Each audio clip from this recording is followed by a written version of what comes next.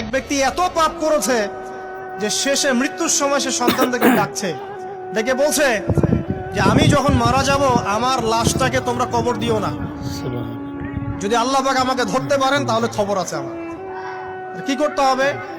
সে বলছে যে আমার দেহটাকে তোমরা পুড়িয়ে ফেলবে এবং পুড়িয়ে ফেলার পরে ছাইগুলোকে একত্রিত করবা, করে অর্ধেক ছাই সমুদ্রে ভাসিয়ে দিবা, অর্ধেক ছাই বাতাসে উড়িয়ে দিবা।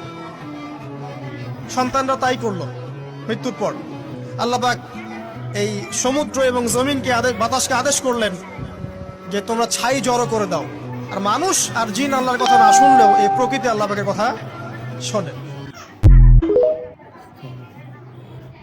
আমি একজন আলেমকে দেখেছি সারাদিনই বই পড়ে, খালি বই পড়ে আর বই পড়ে, আর একটু পরপর খালি বলে লা ইলাহা ইল্লাল্লাহ, একটু পরপর খালি বলে লা ইলাহা ইল্লাল্লাহ।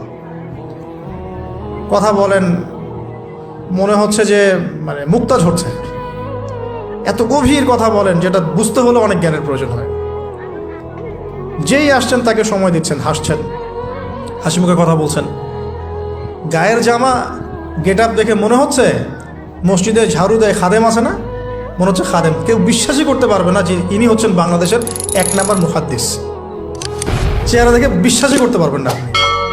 এরকমও মানুষ বাংলাদেশের মাটিতে আছেন। বইয়ের প্রতি মহব্বত রাখেন, আল্লাহ পাক আপনাকে দেখবেন অনেক বই জ্ঞান দিবেন ইনশাআল্লাহ।